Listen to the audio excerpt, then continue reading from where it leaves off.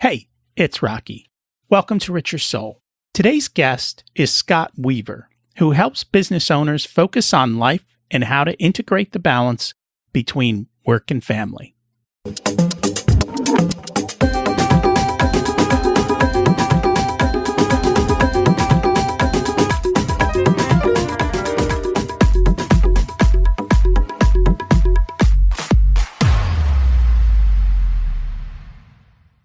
Imagine it's 12 months from now, and you've achieved your major life goals. How does it feel to be in the best shape of your life? To wake up energized, excited about the day? To have great relationships and friends who support you and propel you forward? How does it feel to have an excess of money, to be able to make the choices you want? To be fearless and open to trying new adventures? Imagine being connected to the universe and it providing everything you desire. It's possible over time, and your past does not dictate your future. The only thing holding you back from this vision is you. It's time to take control of our thoughts and use them to our advantage. Welcome to Richer Soul, where we achieve our dreams and bring balance to health, wealth, relationships, time, and spirituality.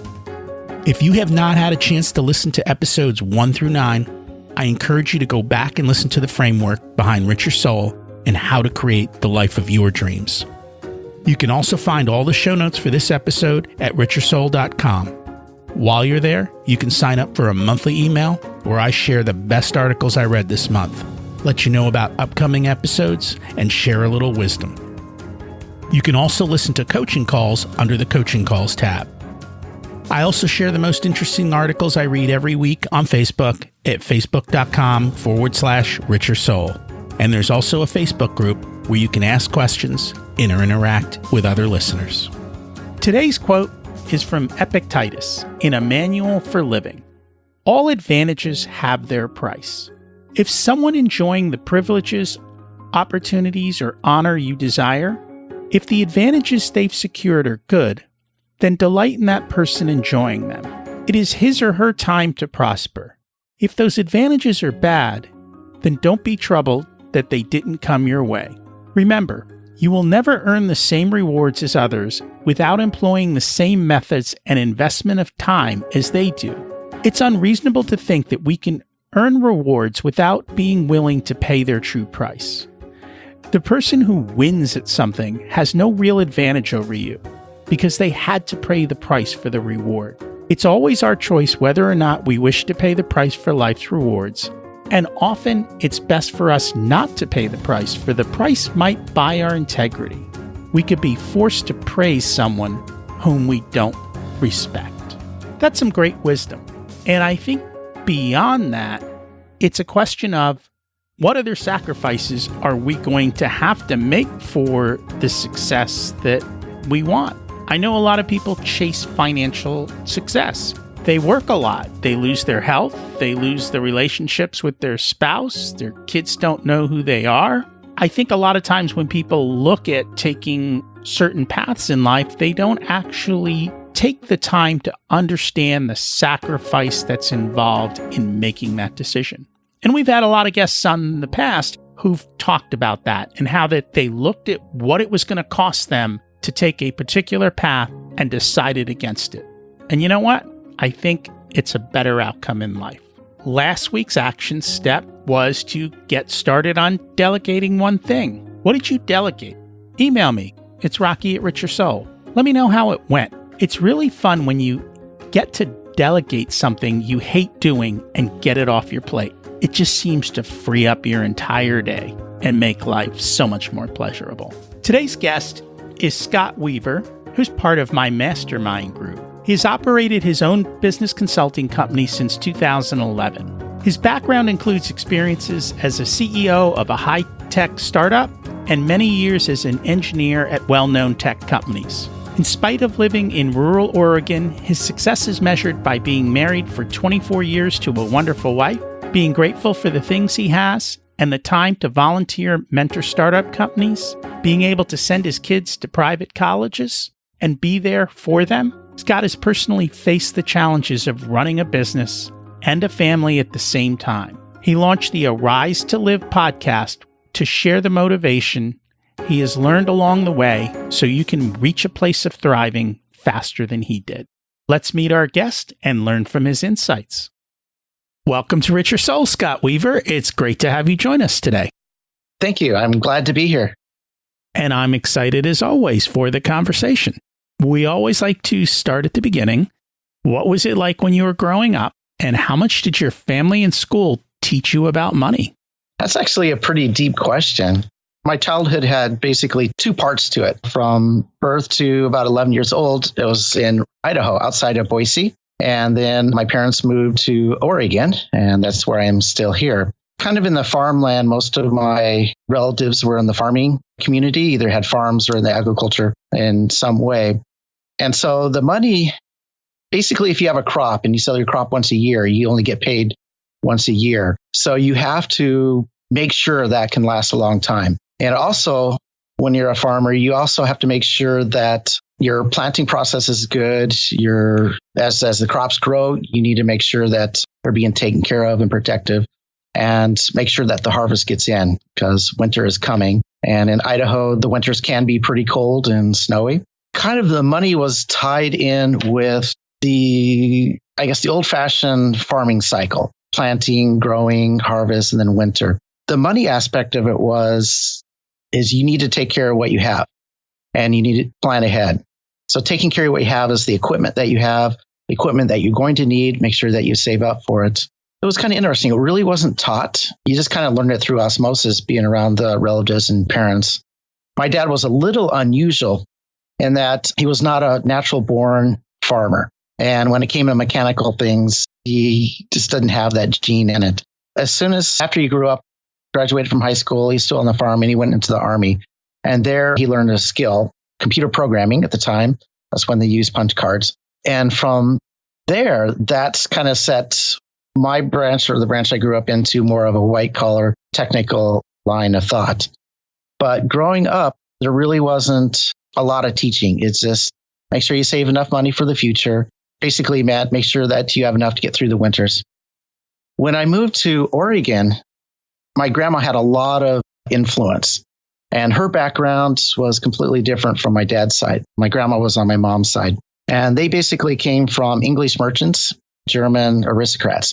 So their view of money was completely different. Money was more of a tool. It was something to use for investment. It was something to take care of your life, take care of your family, take care of your kids, and take care of your employees. And that really expanded my thoughts on what the role is when you have money, how do you make it, and what do you do to use it? My grandma had a lot of influence, much more than anything in school. Growing up, people said I was good at numbers. And since I was still in a rural area, that meant bookkeeping or CPA or something like that. So I took bookkeeping class in high school. And I have to be honest, it was the first class I've ever fell asleep in and got caught by the teacher. So that kind of ended pretty quickly my accounting career. But I did go into engineering afterwards. I guess to summarize your question of how was money taught to me growing up, it was almost a tale of two cities. One, you kind of learn from osmosis and watching other people around in a agriculture farming environment. And from my grandma's side was more of the investment, taking care of things side. And that money is a tool to accomplish things in life. So out of curiosity, I know you said you learned by osmosis. Were your parents having conversations with each other and others, and you were listening in, or was it just the way they were behaving? How did that kind of come about? I think it was listening in. I remember we would have a lot of family gatherings.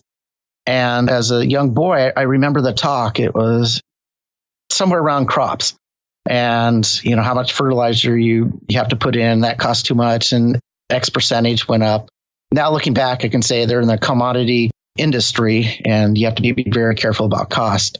But there wasn't actually somebody sitting down and this is how it works. My parents demonstrated what they thought how money should be. I remember we would go grocery shopping like once or twice a month. It was like a family affair, and we just load up on grocery carts, and that would take care of us for the month. There was always discussions about selling. on the farm there, especially trying to get the best price you can, the competitive nature with other farmers and the pricing pressure of the buyers. And my grandpa was heavily involved into a farming co-op to get the sellers, the farmers, to have more say in what the price is instead of being dictated by a large corporation. But it was my grandma who actually would one-on-one kind of mentor me, explain how the responsibilities of money, responsibilities of being, I'm not sure if this is the right word or not, being richer than others. My grandfather immigrated from Germany with quite a bit of money, and he bought quite a bit of land in Oregon. And just how the generations went, they were building houses in the 1930s, Depression era, and they built some very nice houses. But my grandma was saying that one of the reasons why they were nice is they kept the crews on working on the house an extra 6 months, sometimes even a year, to make sure that the workers had employment, that they were getting money, they could afford it, and they provided extra work when they really didn't need to building these houses. So you'll see like fancy, really good artwork on the eaves of the house. There's custom doors, custom cabinets that, obviously in the big picture are not needed. But that was one of the responsibilities that my grandma taught me was money is not for hoarding. It is you're part of society to not only provide for your family, but if you have the means to provide for your employees and workers that you've hired. And it's interesting to see that contrast. When you grew up, you saw two different ways of looking at things. And as you said, a commodity business is very price sensitive and pressure driven. And then on the other side, you almost have this abundance mindset that shows you how there can be more and how to behave when you have more. I kind of remember there's a quote, to one who much is given, much more is expected. So when you have, yes, there's kind of an expectation to do, so to speak. And it's interesting because the farming teaches you that people today forget that winter is coming. They never look to say, hey, there may be a season where things are down, where things are not growing. I definitely agree with that. The last time that happened was probably 2008. And if you're in the tech industry, it happened in 2001 as well. So, these things happen. We tend to forget them. And being prepared for those types of things. And again, if you're going shopping once or twice a month, it's no longer that shopping is a activity where you go spend money for the sake of spending money. It probably gave you some very good life lessons. Yes, it has. But to be honest, growing up, I had to work things out on my own because they were so different. It was almost like two voices in my head. Do I go to the cost savings? The lifestyle on my dad's side, I would not say it was scarcity mindset. Their lifestyle was actually very carefree. But from the money side, they were very, very careful versus the abundance money side. And I had to work that out. It took me probably a good 10 years, 15 years to actually resolve internally what kind of lifestyle that I was going to have. So where was the struggle? I think it gets back into how you were raised, your genetics, and the choices that you make afterwards and the influence. On my dad's side, I look my dad because I look like the Weavers. That's my last name. My dad, they just tendency, I think like him and I think like that. But I think on the inside, something is more towards my mom's side. And so you had this pressure, family pressure on one side to be like, I guess, be part of the farming community. But inside of me is, I think there's more. I can do more. I have more talent and I have a larger responsibility. And how is that going to look like? So you have kids, correct? Correct. What are you doing to teach your kids about them? A lot. Part of my story is graduated with electrical engineering and spent 17 years in semiconductor industry. So that was a good paying job. And then I quit to get my MBA. A couple of years after I graduated, my kids were in middle school. And I started teaching them the stuff that I learned at graduate level because I thought, A, one, it was very practical and very useful. And two, I wanted to really prepare them in multiple ways for the real world. One, that money is a tool, it is not the end. And to think beyond just straight jobs and stuff. So I taught my kids the financial sheets, P&L, balance sheet, those very early. It was a very simplified version of it, but I taught that. Taught the difference between cash flow, what revenue and income was and what is an asset. And my daughter's very musical, so it was a challenge for her to think in that type of language. Over the years, they got it. I gave examples from my clients, things that they did good, took real world examples, what was bad. And it was more than just the technical of money management. It was the wisdom behind it. We talked about winter is coming, but also about how emotions can cloud judgment and make bad decisions. So can you give an example of that?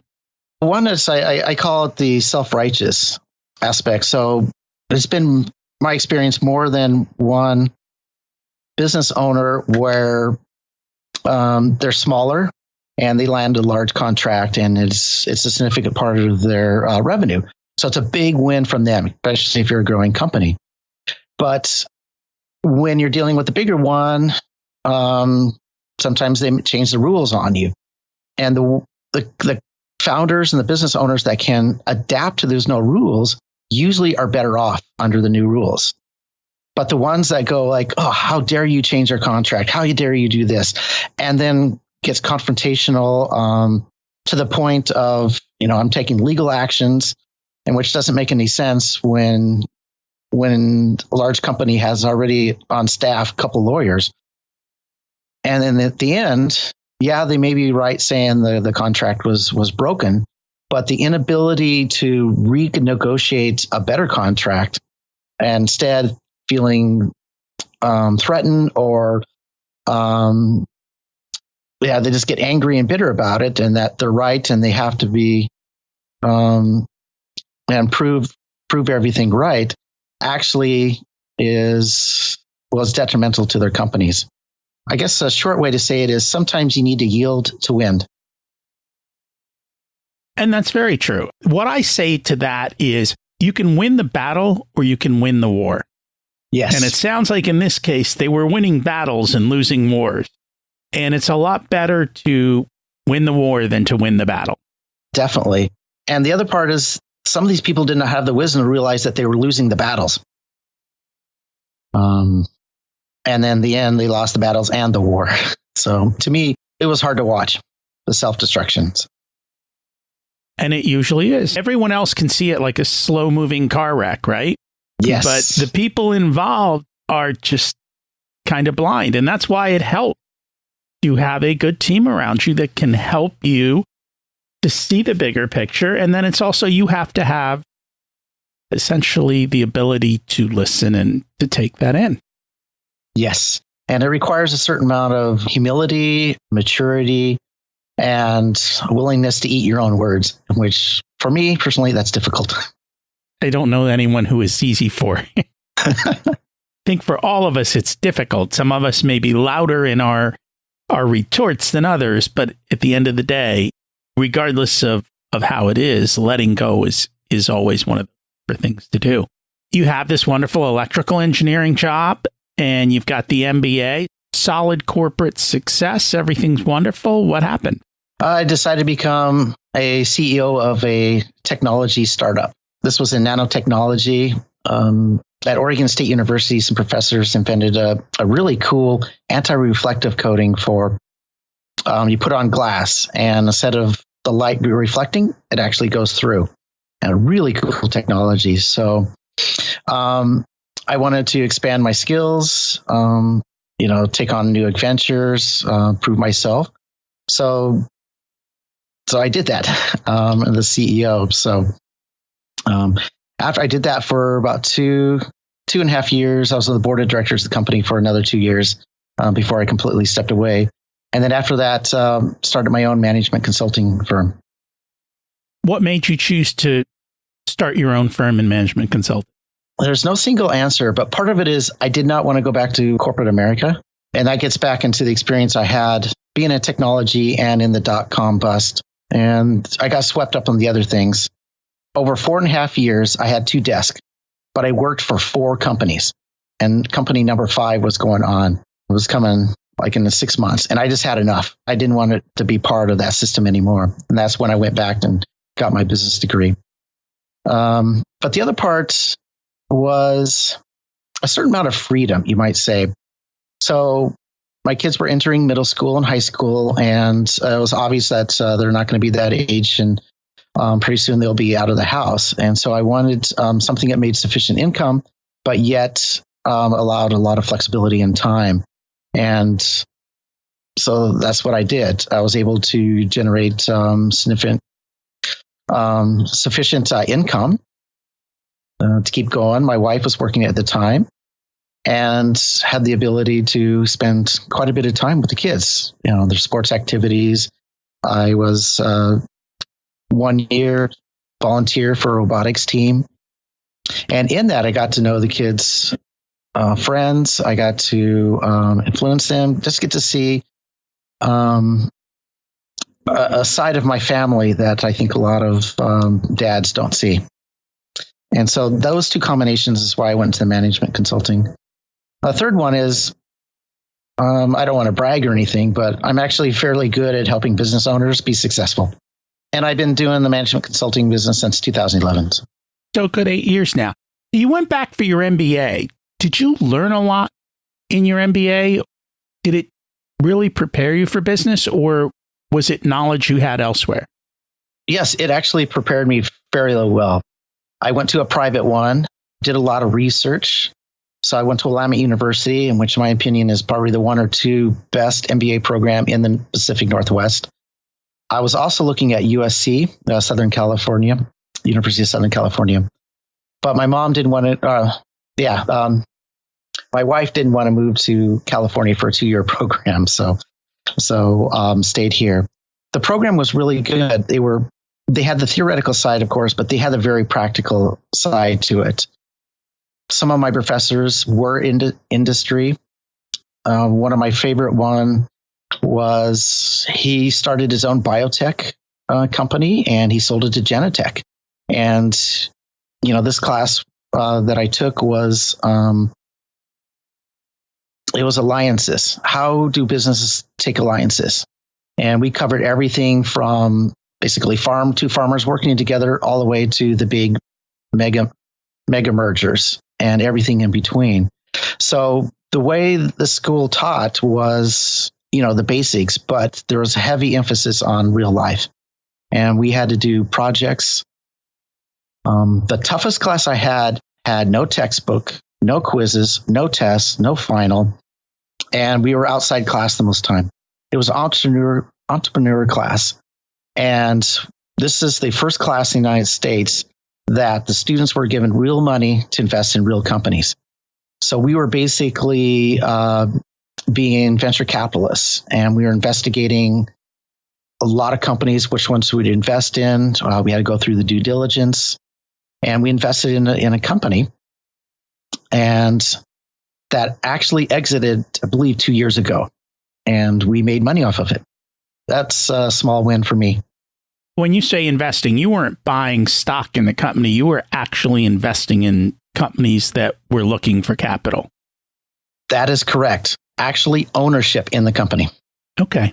That's quite interesting. That's not your typical MBA type of program. Most of them are book type of programs, and it depends again on the professor. If you have someone who's done the real work and been out in the field, and sounds like you had some of those, it dramatically shifts the learning that occurs. So now you do management consulting. What's your area of expertise in that? My expertise is the ability to connect dots to come up with a solution to a particular problem. So with my technology background, my CEO experience, and the MBA, I can connect a lot of dots. One of my most favorite clients was actually a truck broker company, in which you kind of think, oh, how does that all fit in there? But I worked with them over a couple of years, helped them choose some technology. But the biggest thing is that they ran across a cash flow problem. And it was a very complex problem. So basically, the owner was really good and talented, and she was able to, on each transaction, calculate in her head the profit. That was, I know how much this cost. We were able to get this on the contract, and we did so many sales in today. She would keep track of all that. Where she lost it was in two places. She didn't keep track of her capital expenses. This is on the technology side. So they were, the expenses were higher. And the other part is how she had set up her process to prevent fraud from the people in her company. So she had two people doing the books. One was just on the revenue side, somebody taking in the money. And then she had an accountant who wrote the checks and spending the money. And these two people rarely talked to each other. So on the revenue side, it looked like all this money was coming in. And then on when checks started going out, there was a lot of concern. And the person that was doing the check writing was a very quiet. She was very good. She was very smart, but she was very quiet and avoided confrontations.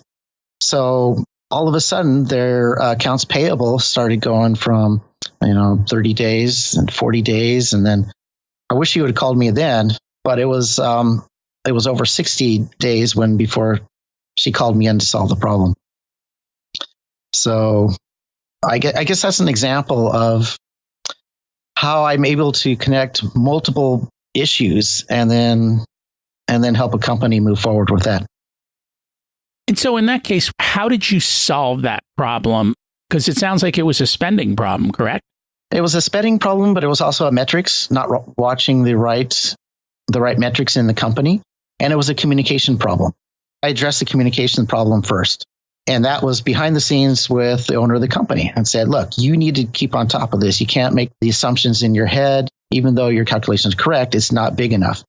And you need to talk to your people on a daily basis to make sure everything's going together. So when I identified the business process and the communications, right then and there, things started improving. So that was the number one thing. Then I set up the simplest spreadsheet as I could on the real metrics. How much was going out? How much capital expenses was going on compared to how much income was coming in? And the nice thing about that industry that they were in is that to increase revenue, you can add a couple hours into the day and get more contracts to bring money in. So I developed a recovery plan that worked on the sales team, and she brought in her husband to help out. And she was actually going to be on the sales team herself, working an hour or two a day to bring in the extra income. And so I think that's an important lesson. It's one that we always talk about is you need to understand your cash flow. You need to understand what your revenue is, what your outflow is, and how it's all flowing through the system. Because if you take your eye off the ball, it doesn't take long for things to kind of implode upon you. And it's something that should be part of your, whether it's daily, weekly, and it depends on the business, but it's something that you need to always be aware of. How is my money coming in? Where's it going out? And does it actually add up? And most of it is pretty simple math. It does not require rocket science. Yeah, this particular company was the got yous of quarterly spend expenses sneaking in. It wasn't on a daily basis or even a weekly basis. But if you buy new computers for everyone once a year, or the photocopy, she bought two when she should have bought one, and they didn't show up on the weekly expense reports, and that's where they got in big trouble. And the other one that's like that is the tax bill. It comes quarterly. Yes. And if you don't plan for it, and you hear these stories all the time with business, they look at their checking accounts. Hey, there's plenty of money, all is well. And they go make a purchase of another copier. And 2 weeks later, the tax bill comes. And it's like, whoa, how did that happen? So it's planning out all these things and being prepared for them up front. And then it's connecting the dots. And so how often do you see in businesses that they struggle with connecting all the dots? Quite often. And that could be just a subset of what's out there, because that's one of my skill areas. So clients seek me out and I seek out clients who are issues that. But the biggest thing I see is usually an upper management or a founder of a company. They're very skilled at the product level. They know exactly what the product is. They design it themselves. They know how to build it. They know everything about it. But then all this other supporting business stuff, they find it boring, or especially if it gets with regulations, government regulations and taxes. it's like, it gets confusing, and then they just kind of like pretend it doesn't exist, or they pass it on to some hired bookkeeper that only working 2 hours a week, and then that really gets them in trouble. A bookkeeper is a very important part of the process. Yes. They are the documenting part of the process. Someone actually needs to look at the documents and do the focus of what does it all mean, and spend the time to do that. And I find the same thing with a lot of business owners, and everyone in general. They don't always want to look at the book. And sometimes it's fear. Sometimes it's they're not even sure what to look for. Sometimes it's they don't want to face the music because they know they did something they shouldn't have done. And, the best way to get rid of it is to ignore it, right? It's human nature. Yes. But when you do the focus and when you pay attention and when it's all laid out, then you're guaranteed to have success in the sense that you know what's going on and you're prepared for it and you can take care of it and handle it.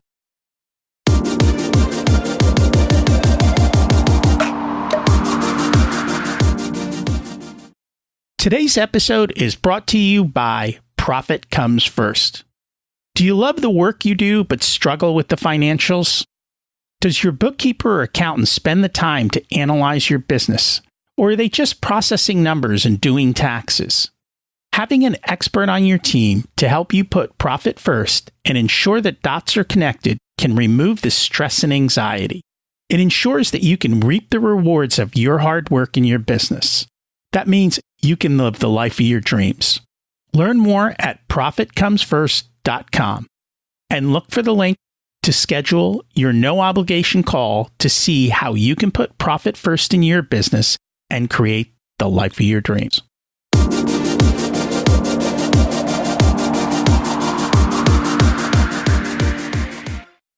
Yeah, another way to take care of and handle it is have a good team.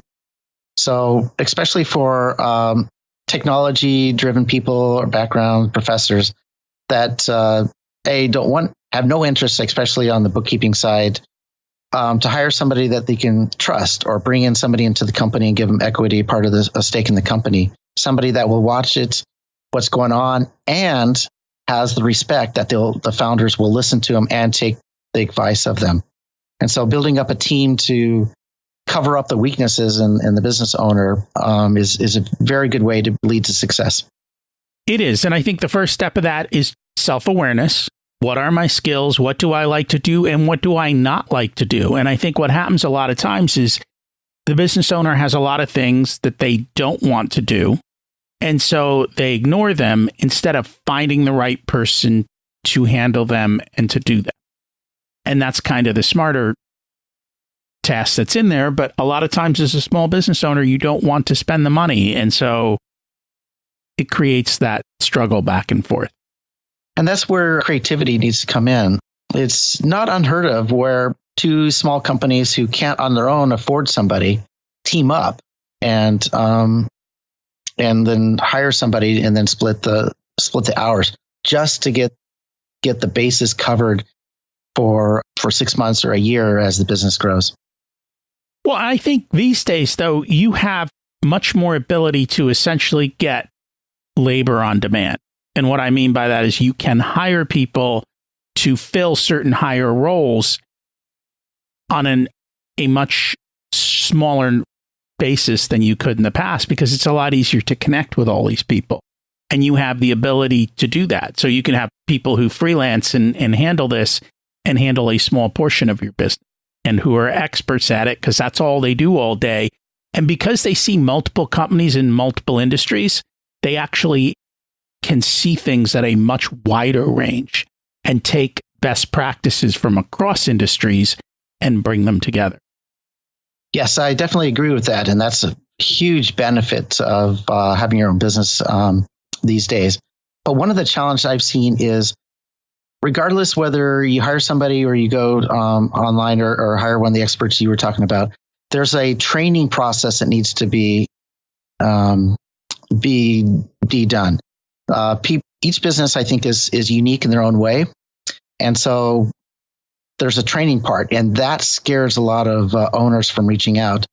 And the other thing that scares owners is a lot of these experts have better processes and can do it better and a better way of doing it. And so when they bring these people on, all of a sudden now they find they have to change their own practices. And those two things scares people in the wrong way and not doing the right thing for the business. And so businesses do need to have processes, and you do need to keep evolving and growing. And these things, and I think that's where the struggle comes in, because up front, you have to put a lot of time into fixing that and changing that. But over time, your return on putting that effort in up front is tremendous. And if you don't put the effort up in front, then it's going to be very hard to scale and grow. So businesses have the unique ability to use leverage. And when I mean leverage, and we had a whole episode on this, not financial leverage, but other types of system and time leverage. But in order to use leverage, you have to have your processes in place and perfect, because if you don't have your processes in place, as you apply leverage, everything explodes even faster and even bigger. Yeah, you leverage the weaknesses. Correct. And so you have to have the processes. So when you've dealt with business owners, how have you helped them through this struggle? Or how do you guide them so that they are willing to do that? Well, the first thing is I try to identify where they are in the stage of the company growth. So what I've learned is when a company is first launching, the founders and the team will take the time to develop a process to get going. They understand as part of the launch, this is the things you need to do. It's on the checklist, check. But as the business grows and scales, the capacity needs to increase. And if a company is still using the very first, I'll just say bookkeeping process when they started on day one, and now they're trying to do, hundreds of thousands of dollars of that process, and obviously it's breaking. Something has to be done. But what I found is that the business, they're so involved in the daily business that they never take the step back to improve that process so that they can scale up, increase capacity. And so the number one thing I start out with is convincing them, you're going to get a very good ROI if you stop, take 2 days, let somebody else do the task that you're doing, and just focus on improving your business, improving your people. Because it'll pay off. But you have to take that commitment. And sometimes I use the word sacrifice. Sometimes I use the word investment, depending on the personality of the business owner or manager. And it's funny you say that. It's adjusting the way you speak and the lens you use so it matches up with the way that they look at the world, even though you're saying basically the same thing. There's an ancient proverb that says, make knowledge acceptable. I try to do that because I found that saying it one way, they'll just ignore you, saying it in a different way. And it's like, wow, I just told them the secret to the universe. I'm going to try and generalize this because a lot of our listeners aren't necessarily business owners. They're people who work in companies. And so it's the same thing. When you go to your manager or the manager's manager and you're trying to sell your ideas, number one, make sure you're talking in their language, right? Yes. Number two, what I find, especially the larger the company, the more disjointed the process is. Somebody created a process for some reason in some other place that no longer applies, and yet everyone's doing things the same way because no one's willing to challenge the process and or fix the process. Mm-hmm. And so that's a cultural thing business-wise. And whether you own the business or you work in the business, you've got to constantly challenge your processes. And even if you're a parent living at home, what are your processes to get your kids out the door and to school in a quick, timely, and efficient manner so that you don't scream and struggle every morning? All of these things, the principles, it doesn't matter where you are, the same exact principles apply to business. Yes. I will add that during the transition of the process change, things might not be smooth or a bit ugly. So I'll use the example you had about kids. So as getting kids out to school for a first or second grader, you have one type of process, and that's going to be very different from getting a high schooler out to the door, and the expectations are different. But as the kids grow up and you have to make those changes and adjustments to it, there's going to be some uncertainty. There's going to be resistance to change. And you kind of have to be adaptive and think things through. And I found that the same when dealing with, especially with the larger corporations where, people are afraid to change because it might break, a gear might break and then the whole engine stops and it'll be their fault. So there's a lot of fear on that. But change, during the transition of change, there's sometimes messiness that just needs to be accepted as you go through it. How do you help people overcome their fear? Oh, wow. I'll tell you what I wish I had. I wish I just had a magic wand and I just bing, and there you go. It's actually a process, and the process can take weeks or months as working through it. The first one is just identifying what that fear is. And the first fear is usually not the deepest fear, what's really concerned. A lot of managers, a lot of business owners fear losing control. And that will be disguised in many ways. And so what I do is first identify it. And it's if you want your business to grow, if you want to reach your expectations, your dreams for personally and for your company, you can't do it all. And then I start, well, what does it look like? What small steps can you do to free up your time on the bigger picture? Is it hiring somebody? Is it releasing those responsibility to somebody else? Is it just not doing that task anymore? And the big thing that I do is I show the end result as best I can. What is it going to look like in the future? And for a lot of managers, business people who are afraid to control, they're working way too hard, too long. And so it's what would we do instead of working, 10, 12-hour days? You only work 9 and you accomplish the same amount of work. What would things look like that? How would you feel? How would the business run? Things like that. So dealing with fear, it's tough. I deal with it personally. I think everybody has it. Everybody reacts a little bit different to it. And so identifying what the true fear is, what the true barriers is the first step in coming up with a solution. And sometimes there isn't a solution, but coming with a coping mechanism. I'll just use an obvious one, taxes, right? We love that no business or people pay taxes, but you have to. So you have coping mechanisms, you have foreplanning, looking for the future, and just putting that into the systems and moving on from that. Does that make sense? It makes total sense. You brought something up that I struggle with because I see a lot of people do this. If you're working 10, 12-hour days, you're not living in harmony. I understand there may be a time and a reason to work 10, 12-hour days because you've got to launch something or complete something. But if you're doing this on a consistent basis, there's a problem in the business and in your life. How often do you see people way out of whack like this? Oh, don't get me started. Go. A lot, way too much. And going back to my childhood, growing up in kind of a farming community, farming family, I think I have a better balance of it. You have to work really hard when you plant, and the weather is going to be horrible. But if you don't plant on time, you're not going to have a harvest on time. And if it's too late, then you lose everything.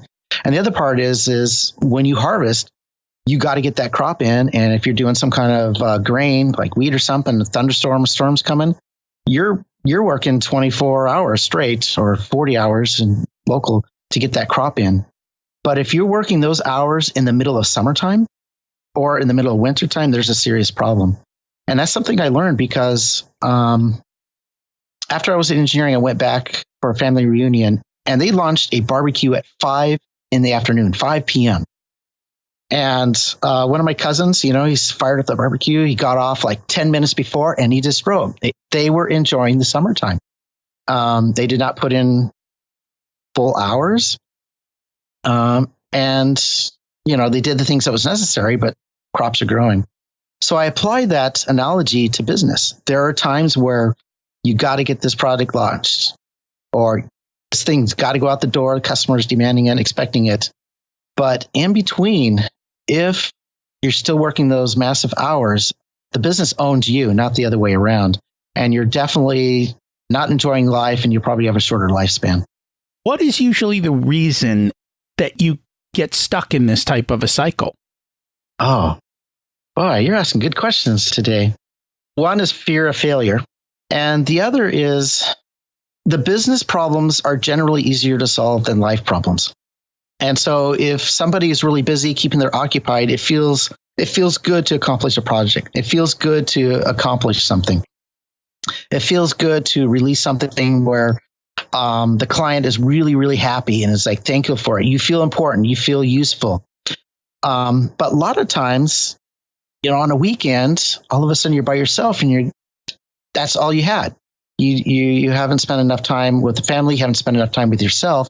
All of a sudden you're like, how do I value myself without, working? Here in Oregon, there's a lot of activities like hiking. You can go in the mountains, or you can go to the ocean. And I've noticed when people cannot enjoy going to the ocean, just relaxing, enjoying the scenery, listening to the waves, walking on the beach, there's something going on and need help either from the family or friends to knock them out of the rut. So there's an underlying psychological thing that's causing them to work too much almost. Or there's some sort of fear of losing their job or something else going on. Yeah, and I think deep down, it's how does a person value themselves, and how do you get value and purpose? So, and this gets back to the lessons my grandma taught is, money's a tool. Actually, the products that we produce are a tool. It's not the end.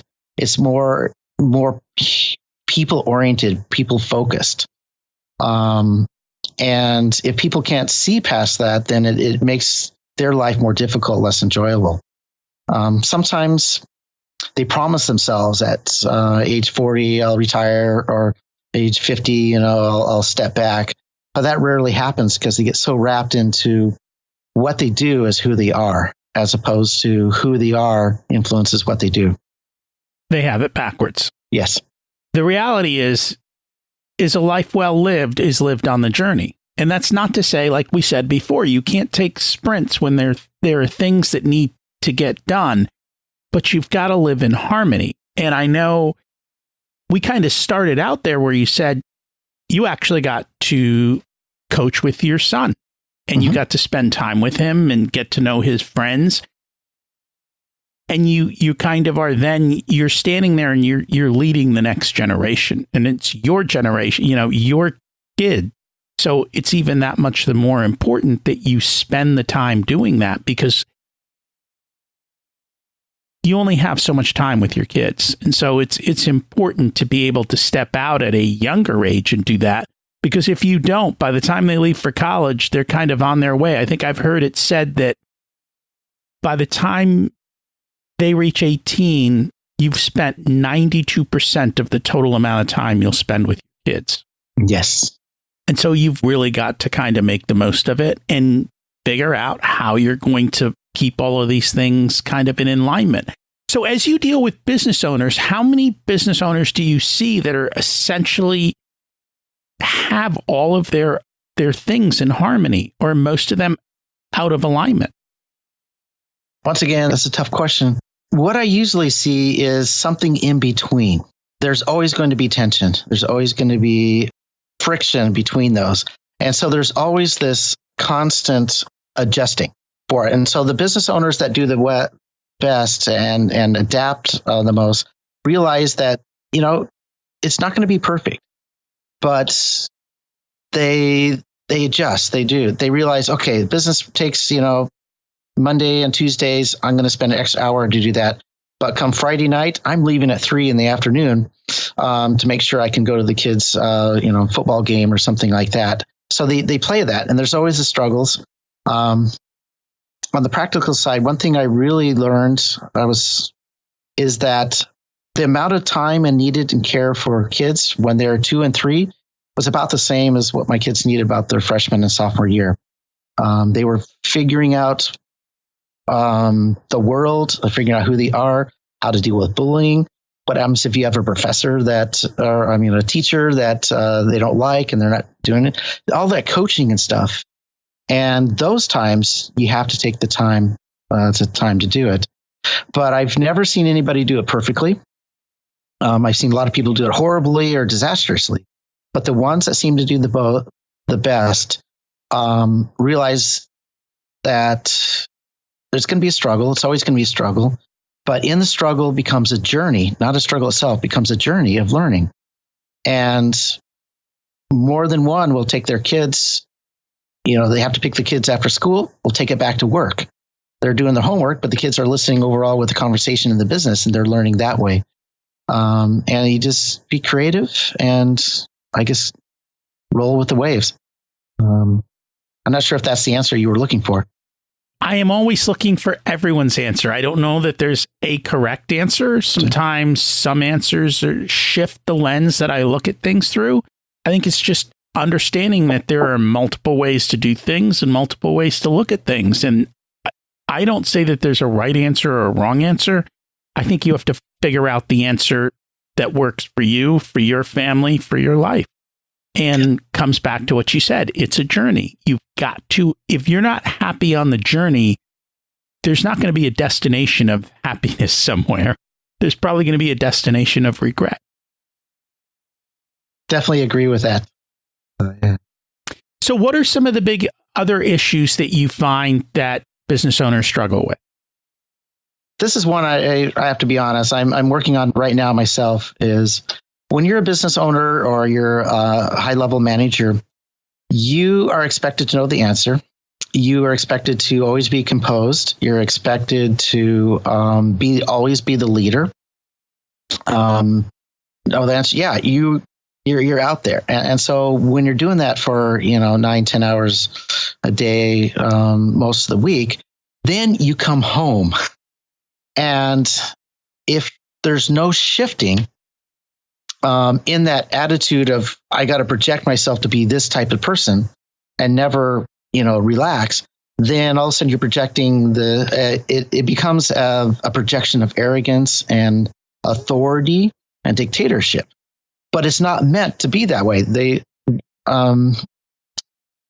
It's just like they're so used to, because the role they have in the business side, they cannot set that role apart very easily when they go home or with their friends, or even if they're just hiking on themselves. And so that part of like, hey, I'm at home. I no longer need to pretend to be something I'm not. I can let my hair down. I can let my wife know that I'm really upset about this thing and I want to scream. Or, employees had a tragedy that's impacted you, but you can't really show it. You have to have that let go with that role shifting to different situations. And I've seen a lot of business owners is they can't step out of that role. They're always in that I am the leader. I'm the only one that knows the answer. I have to be the strong one in this whole company. You just can't do it 24/7 over a year or two, always in that mode. You have to let go. So I'm going to challenge you here because I struggle with this in the sense of, why does the leader have to have that philosophy? Why can't the leader say, you know what? I don't know the answer. Let's figure it out. Let's find a way forward. You know what? This is a little scary. Maybe we should take a moment to breathe and see if there's a better way. Why as a business owner do you have to put on this persona? Because if that's the way it's making your family feel, is it not making your employees feel the same way? Actually, I think there's a difference between the family and employees. Okay. I think it's just human nature. I don't know if it's just how the strong leaders who provide the hunter, they're in the hunter-gatherer stages, whatever. There's people always look up. There's studies showing that taller managers get paid more than shorter ones. There's that human nature aspect of it. The other part is also in human nature is the team that you surround yourself with. The rules of thumbs get some people smarter than you, then you don't have to think as much. But there's also a lot of people who do not want to be the leader. They just want to be they want to be led. And they're really good at what they do. When you assign them the task, and this is like, we're going from point A to point B. I'm not going to worry about anything in between. That's your job. You take care of it.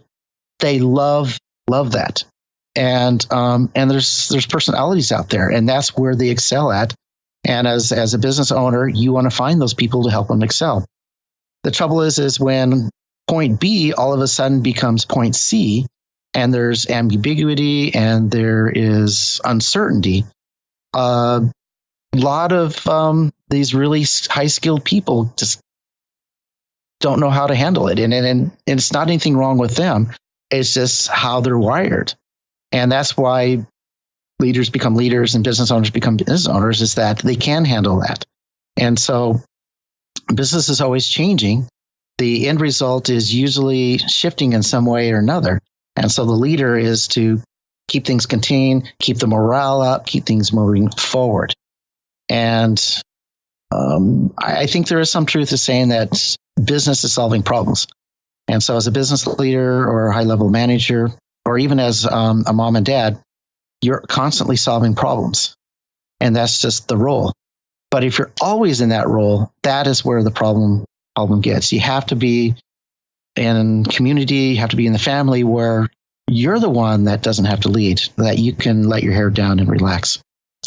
So the problem is really, it's human nature, it's complicated, and it depends on the team you chose and the team you need to be successful and the personalities in it. Which brings up the point that you need to be aware of the different personalities in your business and the different personalities you work with and what the needs are for the particular situation, and then put the right personalities in the right places at the right time to get you from A to C as you're going down that road. And I think that is something that in the past, I think business owners said, I need X, so I hire X. They don't realize that there's a lot more to X from the human nature side and the personality side. And I think we're starting to understand creating the right culture fit and environment is even more important than just someone who knows how to do X. Yes, because X can be trained. X can always be trained. It's the culture and the everything else that have to be built, and they have to be done intentionally and meaningfully up front. Definitely. In the tech startup community, this is a story that goes around at least in my, but there's many of them. It's like you're expanding, you're a software company, and you need a really good programmer. And you have a choice, a guy who's only working for the money, but he is brilliant. He's one of the best programmers. Or he has an oceanographer who is got bored at the university, excited about your company, excited about your technology. He's really smart. Which one do you hire? And the short answer is you hire the oceanographer, because he's the one that's most interested in the company, and he will learn the programming, and he will, over time, be a vital person of the team. And it's counterintuitive. It is counterintuitive. And I'm wondering how many people would have picked that answer. Hopefully the business owners. Hopefully the business, but and I think this really depends on the size of the business too. When you're in a small enough business that the person making the decision has skin in the game, it's going to be a very different decision than the person who's got someone on top of them in a much larger business pressuring them to get a job done regardless. They're going to maybe make a different decision. Yeah, definitely. Well, culture is important. There is one trend that I've seen in the larger companies, and I think it's a bad trend, is that they start moving people around like they move equipment in a lab. And there's something to be said of when you have a coherent team, a team that can work well together. As a team, they will overcome problems that you wouldn't think they would able to do more. But if the only value of an employee is their skill set list of 10 items, and you just move those 10 items around, I think a lot of the larger corporations are missing out on a lot of value and production that can be gained from their employees. which means a smaller business owner can tap into that. And it's kind of David versus Goliath. You can beat the giants because you have the ability to move quickly, solve problems. And in an ever-changing, faster-moving world, that nimbleness and that ability is much more valuable than otherwise normally seen in the past. Yeah, definitely. Most of the places I've worked have been at smaller companies, but I did work at Hewlett Packard, which was very big at the time. The site that I had worked at with 6,000 people. And I was when I first started, I was worried. It was like, oh no, I'm going to get this great big bureaucracy. But the management from 4 levels down basically were very dynamic, very flexible. And they realized that one of the advantages small companies have is being nimble. So they went out of their effort to be nimble. But what I discovered is they had huge resources. A smaller company could maybe only put 2 people on a project. They could put 20. And they were nimble enough to do that. And setting up a culture there, setting up expectations among the managers to work together and to trade people in the groups, it was amazing. I would not have thought that was possible in a large company, but they did it. Well, it's surprising you say that because we've had a couple guests on who were former HP people. And one of them got fired very quickly, even though he was highly successful in bringing about the change that they needed. Mm. But it was people problems. They didn't like the way he did it, even though it was successful and it was needed and it was profitable. Okay. Well, let me ask you, is it the old HP or is it the new HP? I don't know when HP changed. What was the... It would have been about 2000. So it was probably... he might have been old HP. Okay. I don't know. I've heard HP has changed dramatically. It has. I'm thinking 1990s. So that was probably HP. But again, it depends where you are, right? Yes. I know that the original culture of HP was dramatically different than the culture is today. So, and things change, and you either change with them or you move on instead of staying stuck. And that's kind of what you have to do. And every division is different.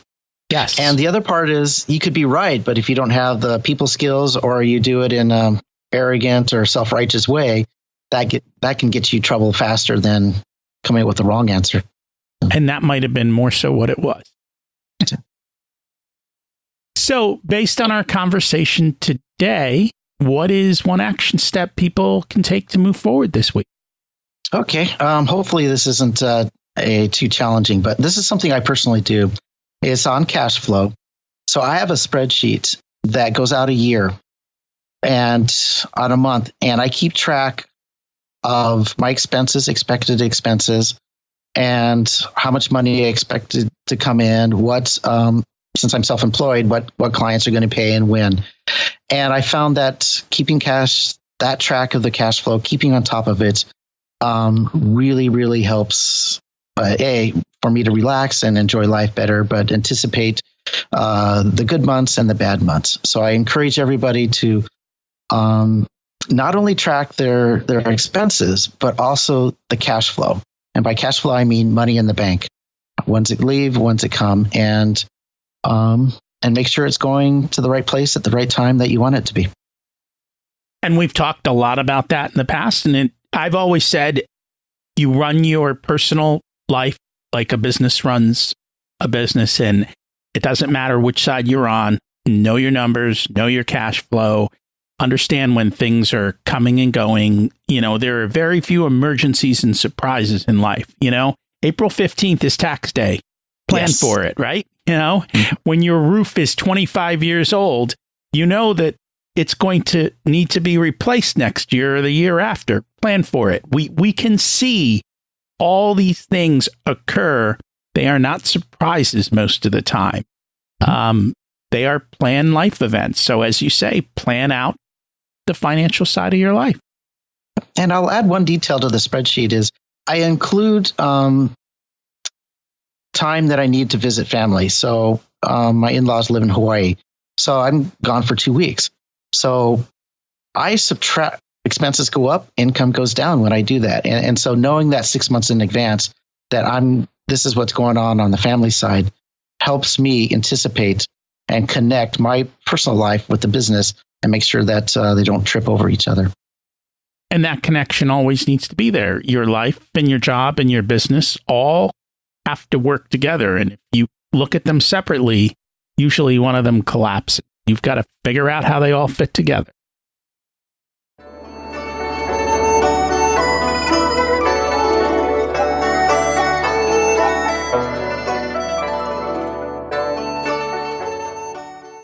It's time to learn the secrets of life. What's your secret to living an abundant life? Taking care of the basics. And by basics, I mean relationship with your family, the spiritual side, the physical side, making sure you get enough exercise, that you're eating right, and that you have adequate time to be with friends. Those are some of the major tenets here at Richer Soul that we talk about. What did you learn later in life that you wish you would have learned sooner? Oh, which one? I think it would be to be more proactive. If I had to go back and tell my younger self, it's like, be more proactive towards your dreams and your wants. They're not going to come by somebody else. Santa Claus isn't coming. You need to reach out and work towards it yourself. Basically, take action, right? Don't just think about it. Do something. Even if it's one little teeny step, over time, they compound. What I really learned is that I think there is a difference between action and being proactive. A lot of people take action, but not in the right direction. Yes. When I say take action, go the right way. Yes, of course. Don't go the wrong direction. What one piece of advice would you give to your younger self? Don't be afraid of conflict. If you are doing what you're supposed to be doing, somebody's going to get upset at you, and don't be afraid of that. Even when you're doing right, someone's going to be upset that you're doing right. Yes. If people would like to connect and find you and learn more about your consulting business, what's the best way for them to do that? You can contact me at scott@arise2consulting.com. That's the word arise, ARISE, the number 2, and then consulting.com. Otherwise, you can go to my website. I have contact form there, and feel free to reach out for me. And you also have a podcast, so there are links on the website so that you can listen to Scott's podcast and learn more about a lot of the lessons that he shares with business owners on life and business as well. It's called risetolive.com. Once again, that's the number 2. And I will put the links in the show notes to make it easy for everyone to find. Thank you so much for joining us today. You're welcome. I enjoyed it very much. I admire Scott for taking the time to put his family first and creating a business that allowed him to do that. As we discussed, you have to focus on the business of running the business. I know it's not as fun as doing the parts you love, and that's okay. You can always delegate away many tasks, but when it comes to money, you at least have to oversee and watch what's going on, or you're going to end up in trouble. This week's action step was exactly that. Know your cash flow. And this is true for both business owners and people. We all know Christmas is coming. For some businesses, that means massive revenue. And for some on the personal side, it's a lot of spending on presents. But it shouldn't be a surprise. It happens every year. If you're still listening, you must have liked the episode. So please share it with a few friends. It can start a great conversation, and I'd appreciate that. You can also connect with me on Facebook. There's both a Facebook page and a Facebook group for Richer Soul. What's preventing you from moving forward, and who are you putting on your team to help build the life you deserve? Taking no action creates a far worse outcome in life than trying something and failing. Can I help you achieve your goals through coaching and accountability? Just email me, and we can start with a short chat to see if we're a good fit for coaching. For many people, one session allows them to take a giant leap forward towards their dreams. I'll even put a scheduling link in the show notes so you can get time on my calendar. You can reach me at rocky@richersoul.com. I'd love to hear how you're doing and how the information I've shared has helped you. Thanks for listening. Have an abundant week.